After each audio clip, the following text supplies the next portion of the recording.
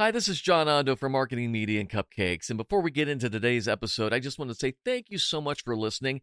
We're back after being gone for over 4.5 years. And I hope you get a chance to listen to episode 77, where we explain why we were gone for so long and that we're back for at least 3 more episodes. Angel and I are big supporters of entrepreneurship, and we love small businesses and faith-based businesses. And we just want to encourage you through our podcast each week. What's going to determine if we continue with more episodes will be the response. Subscribe to us on your platform. Send us an email at john@ondomedia.com. That would help us know you're listening and you want more episodes. So thank you so much, and let's get into today's episode.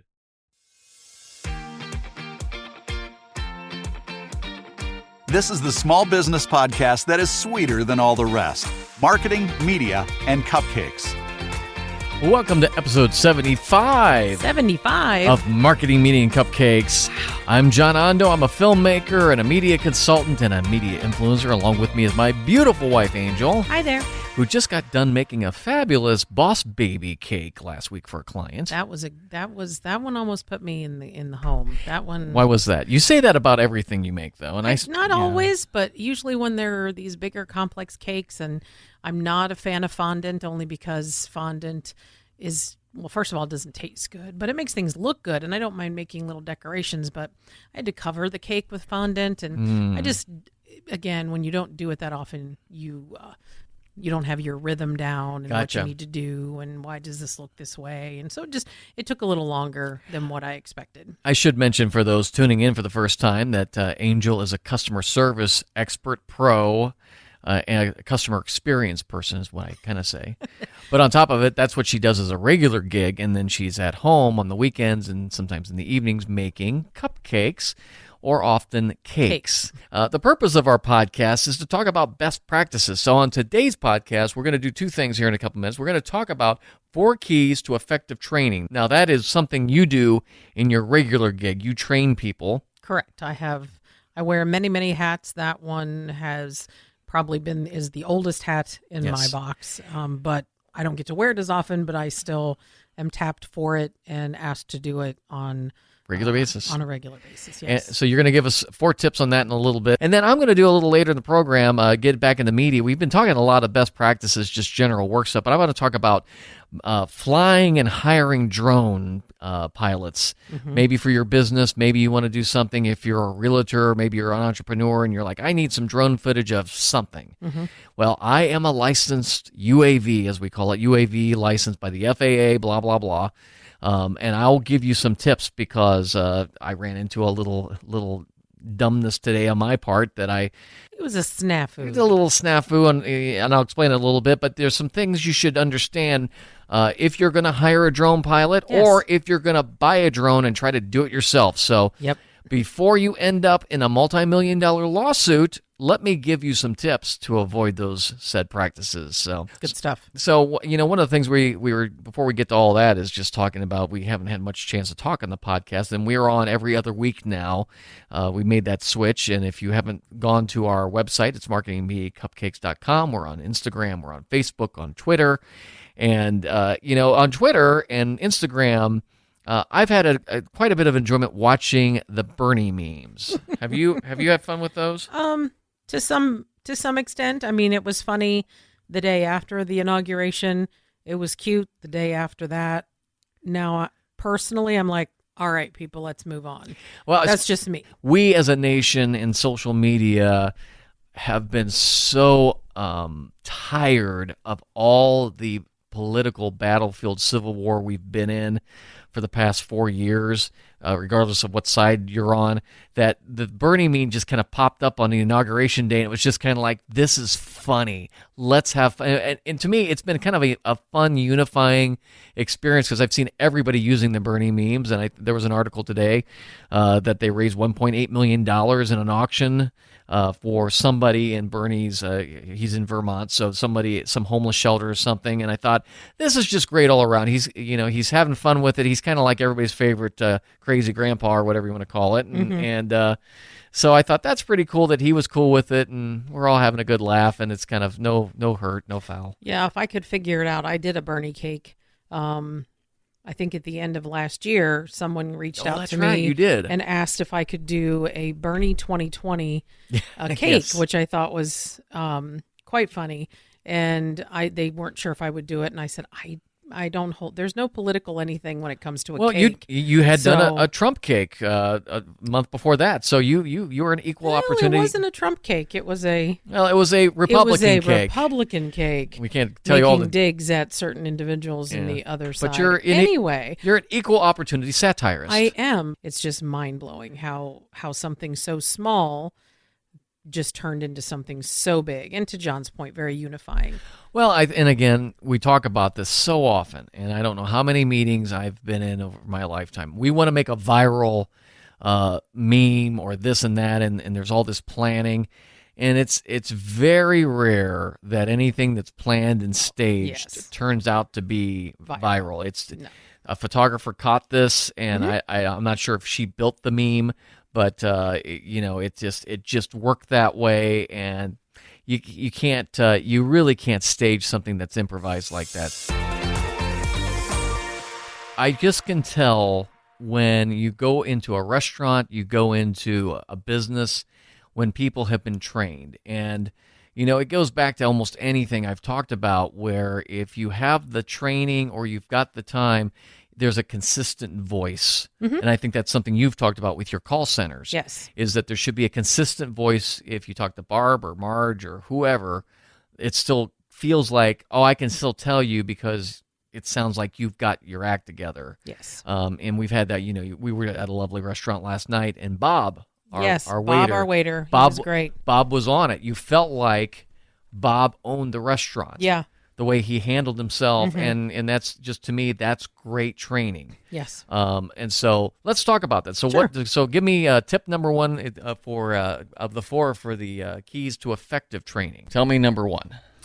Number one is setting expectations. So letting the person know this is what we expect you to learn at the end of this training. It's kind of setting the stage for anybody that's saying, because a lot, again, depending on what you're training, depending on all the different things in your program, how long is it and things like that, it's like telling someone, hey, this is a lot of information. On average, it takes a person, if it's something as, and I don't want to demean anything, as simple perhaps as running a register. Right. Most people come up to speed within a matter of a couple of days, whereas something like the things I will train sometimes, I'll tell people it can take you 6 months to become proficient. You train people who've worked in your organization for decades in some cases, don't you? Depending on what I'm training them to right. do. So, Yeah. I mean, these are not new hires that have popped in. Sometimes they are. Sometimes I do. Yeah, I'll have that opportunity. So, I mean, again, it's what are you training people to do? Yeah. Some training is what they consider soft skills, Okay. which would be the customer service training that I do. What I always jokingly say, teaching people how to be nice. Right. And then you have the technical training, which is the other side of the coin, which would be those things of how to execute this particular thing, whether it's take an order, whether it's to make that sandwich, whether it's to how you cash out a register, how you run a credit card. New software upgrades and things like that. Yes. You work with SAP, which a lot of people are familiar with. And Yes. Do you see training needing to be something that is, it doesn't matter, even if there's no upgrades, it's just something every 6 months, every year you should revisit and just make sure everybody's on the same page? It, again, depends on the environment. I would say back in the day, when our world that I work in was different, we would have trainings every 6 months or so, because so many things had changed that we wanted to just get everybody in a room and make sure everybody understood we were all on the same page. Gotcha. And those weren't like my typical training sessions. So, but again, it's understanding, going back to my first point, which is, setting an expectation. The expectation, right. If it's something as simple, you have to know what you're about to tell people. Can this be communicated effectively with what needs to be done in an email? Or do I need to have people in a room where I can then show them and demonstrate to them? Or is it so beyond what we're doing on the daily and so different that I need to have them in a room behind a computer to walk through the process. Great. So again, that first one is, if you're just doing I'm going to say my base level, entry level, they're coming into the department and I need to teach them how to use the computer and the systems to do their job, then I set the expectation for them as to, this is what I hope you should be able to do when you walk out. This is the reason I am talking to you right now. Kind of, sort of, yes. Yeah. Okay. And I leave it to them as to, whether they choose to pay attention or not. So number one is we've set up our goals. What's tip number two? So tip number two is actually creating a training schedule to make sure that you know what you need to train, how long you may need to train, but also to include the applied learning. So somewhere that how my training classes typically go is you don't keep somebody in a classroom for more than 8 hours. So don't cram it all in, which is probably, I'm sure, what the pressure is I need you to get all these people together and get it done in a day, and that's really going to be counterproductive. Depending on the amount of information that you have to share, that is definitely not going to work. Explain to me what applied learning is then. So applied learning would be is where you give someone information, for example, in the morning. So you may have covered, let's say, 3 topics, and then in the afternoon, you give them something that allows them to apply that. So it's whether it be a hands-on experience, whether it be sitting with somebody who's doing that job or that function, but you basically are engaging all the different learning centers that adults have. So they're hearing what I'm saying, they're seeing what I'm saying. In the first half. In the first half, and then in the afternoon or later that day, they're actually applying that learning, whether it be more hands-on, where they're maybe writing, where they're engaging all 3 at the same time to reinforce the information that was shared that day. So it hopefully the goal always is, by the end of today, you should be able to do X, Y, and Z. Kind of theory in the first part of the day, and then actual application in the second part. Then. Yes. Mm-hmm. That would make for a much more enjoyable day than classroom for 10 hours. Exactly. And that's where point 3 comes in, is that hands-on experience. So, you've got 2, which is having that training schedule that allows it, but point 3 really is driving home the need for hands-on experience. Right. They have to have that time, whether it be, shadowing someone, whether it be physically doing something, whether you're teaching and then you've got a test environment where they can play and not make a mistake, or they're working with another person where maybe they get to do something while the other person watches, so that because that hands-on is so necessary for making sure someone remembers, again, depending on what it is, whether you're working in a sandwich shop and they need to understand, when they're making a sandwich, you must start with bread, right. And you don't, lettuce is always at the end, not at the beginning, or whatever.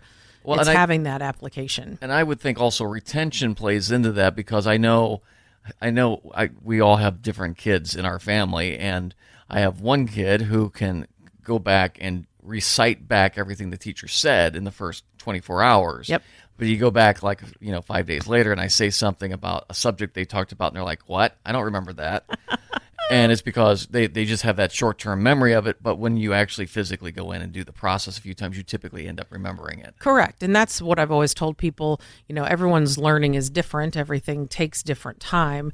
But I always assure people that repetition is key. So, you always hear, how do you get to Carnegie Hall?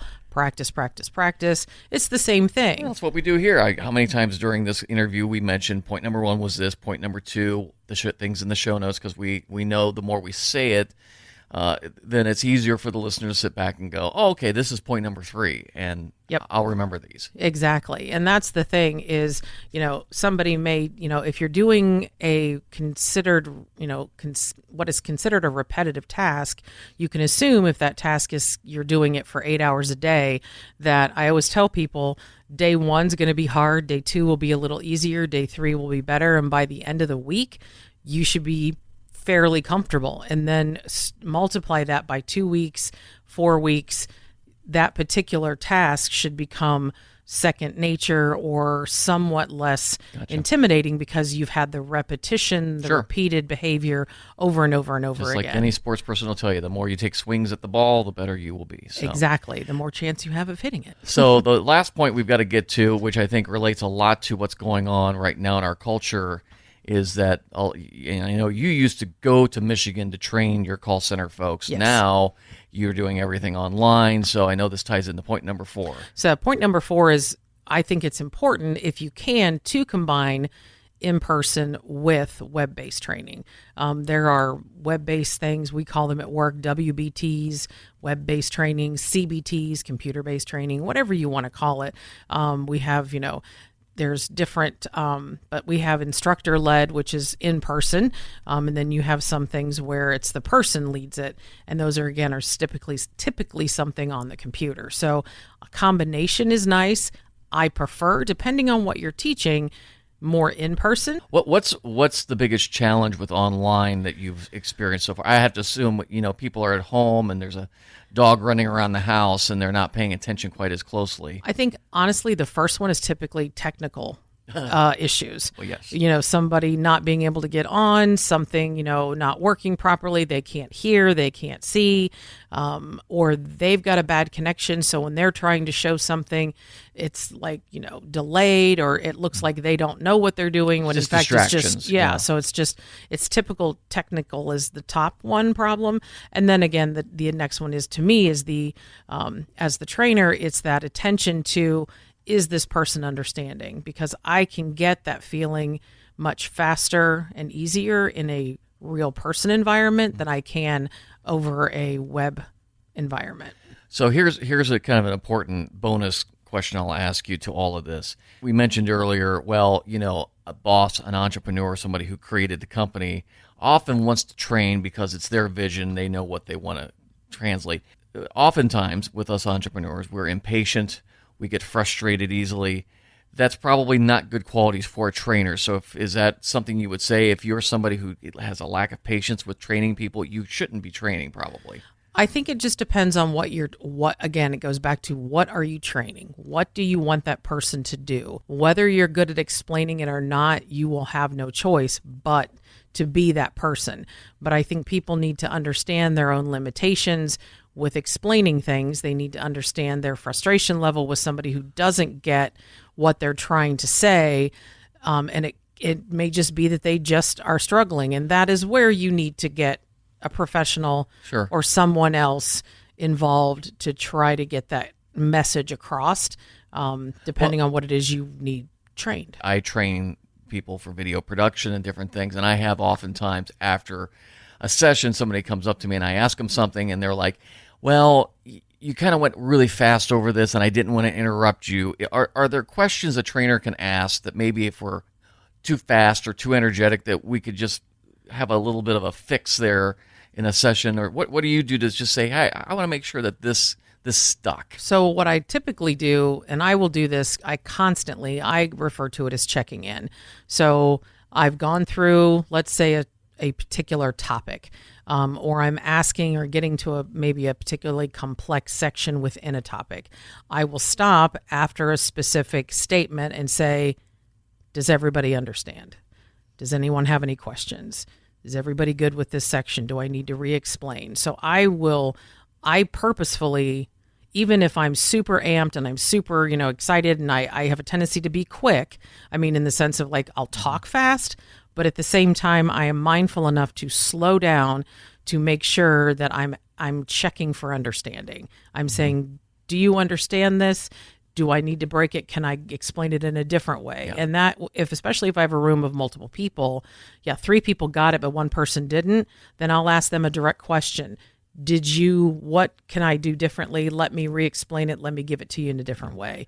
And that usually helps the rest of the room as well. And creating an environment that people think they can ask questions. Because I know for myself, that was my problem in school, is I always thought if I ask a question, I'm showing that I'm dumb and I didn't understand it. And if you're, there's a lot of employees out there who we all know who they are. They think that I'm going to get fired. The boss wants to fire me. So if I ask a question or am having struggles in the training, they're going to go and tell, you really should fire this guy. So, being able to say, listen, my goal here is to train you. So no question is a dumb question. I start off every class with that. I start off with, this is an open environment.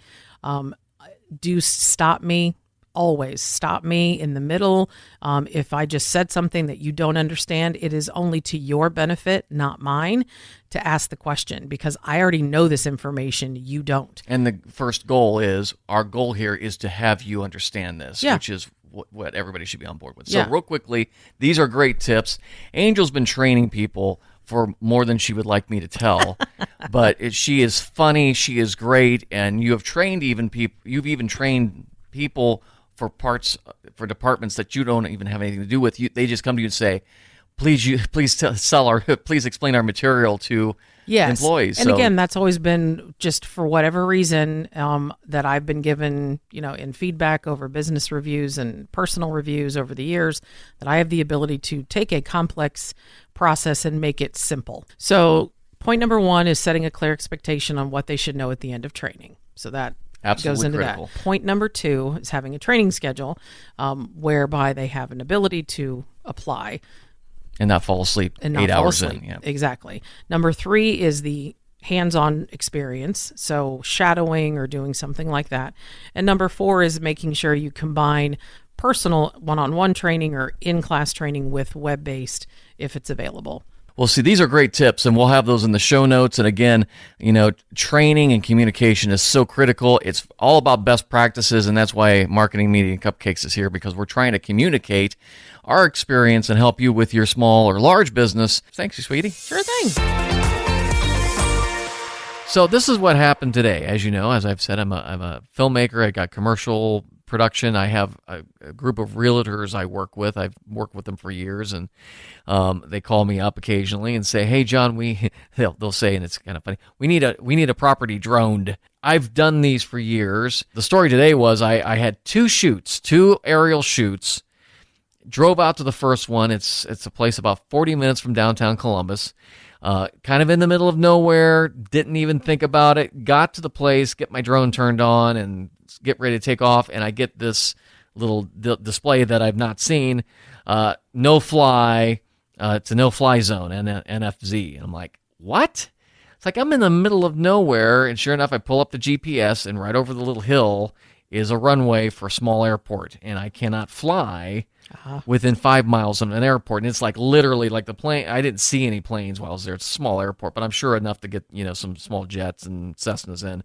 And I had to call my clients. I'm so sorry, I didn't do my homework. I can't fly my drone over this subdivision. These are the things you need to understand if you are, if you're maybe a realtor or an entrepreneur or somebody who's maybe you're buying business properties and you're like, I need to get aerial footage. Well, maybe nobody's explained this to you, but we can't fly everywhere. And so from that shoot, I went to my second shoot, and I was on the way there, and then I thought about the address because it wasn't far from our house. And I'm like, that is on top of Columbus John Glenn International Airport.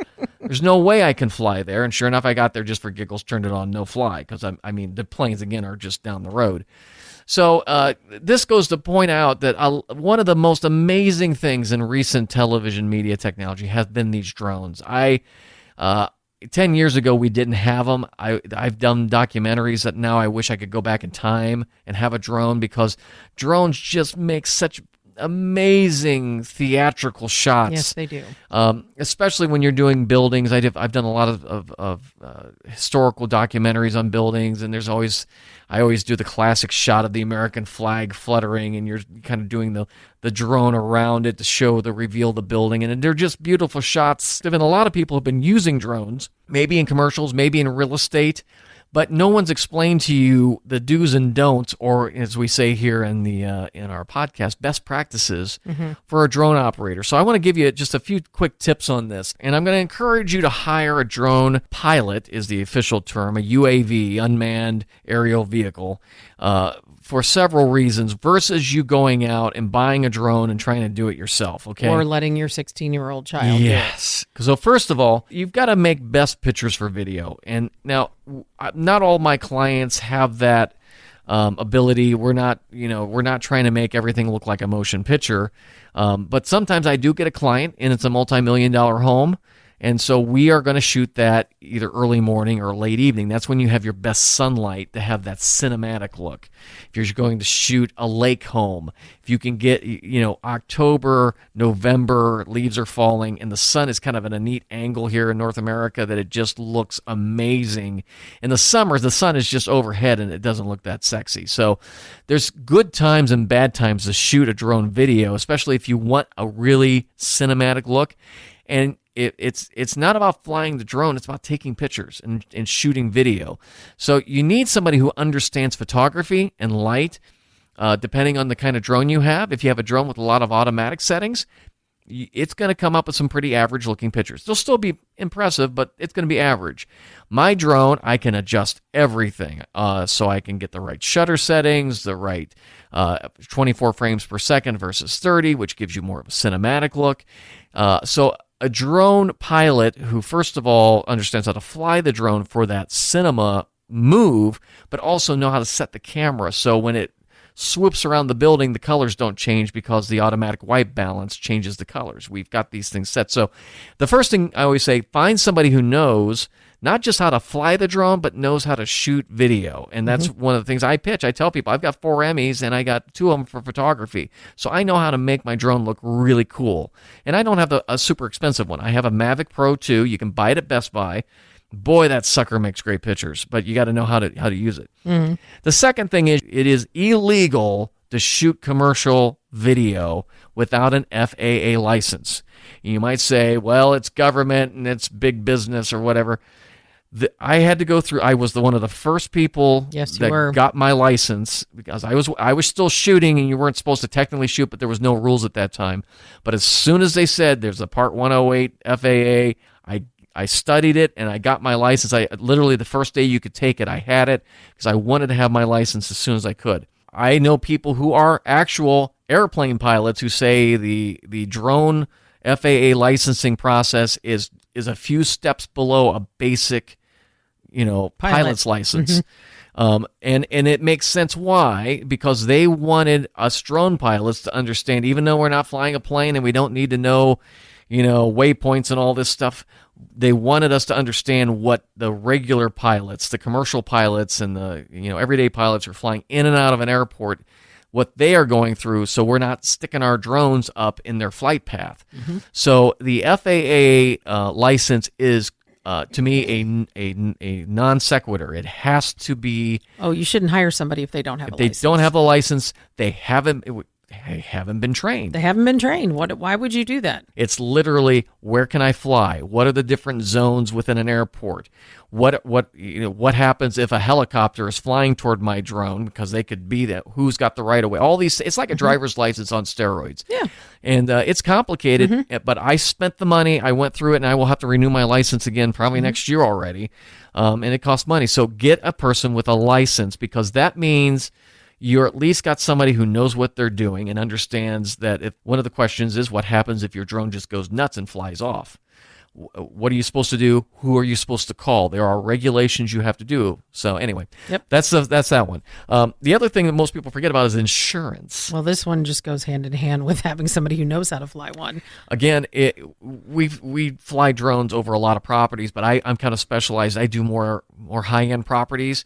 So if somebody's got a $75,000 car in their driveway and my drone drops on it, I have to pay for that. It's my fault. So you have to have insurance. So absolutely, FAA license. Do you have insurance, and for how much? Most people should be carrying $1 million of coverage on their license, and I that's what I have on mine. Because drones can do a lot of damage. I mean, it's like, picture a bird. Look what a bird did to an airplane. Well, this is one of the scarier things that happened to me about over a year ago. One of the drones I had was a Typhoon, very good professional drone, and I was shooting downtown Columbus. Oh, yes, I remember. Large building. I was up, and I'm legal, so I go up, top of the building and flew it all over, got some great shots. 1 week later, I'm flying in a just an empty subdivision that there's nothing built, and the thing from about 20 feet just stopped and dropped on the ground. And it crashed and it totaled the drone. If that had happened the week before while I was flying in downtown Columbus over top of traffic, Oh God. that's, that I can't imagine what will happen. And I've had friends who've had other drones that have just taken off and flown toward airports because it's just lost its mind. It happens. So I don't like scaring you saying don't buy a drone, but I'm saying if you have to fly commercial, you're liable for that. If you're shooting a commercial for a car dealership with an unlicensed, uninsured drone, and it takes off and it goes into somebody on the highway next to your car dealership, you're in trouble because you did not hire somebody with insurance and with the FAA license. And you hire a professional. That is the point of these. Yeah, I'm just explaining it because a lot of people just think, well, it's no big deal. It is a big deal. It makes me twitch when he brings that thing up. I know, it does. So here's more of a happy thing. So a lot of people will go out and say, well, I need to hire a drone to make, let's use the car dealership. I want to get a car dealership commercial and I'm just going to use a drone, which is a great idea. So have a shot sheet for the pilot. Now, most of these guys are professionals, and I am too, but I'll tell you what makes me really happy when I go to a site. I love to know what I'm going to do. So if they say, hey, I really want to have this shot moving in from here, I'd like to have the American flag with the cars, have a couple low-angle shots going through the car dealership, and then whatever else you want. And then this is great because now I have the 4 or 5 shots that my client is looking for, and I can play with that and get him some good shots. And then I can play around and maybe show him 5 or 6 more.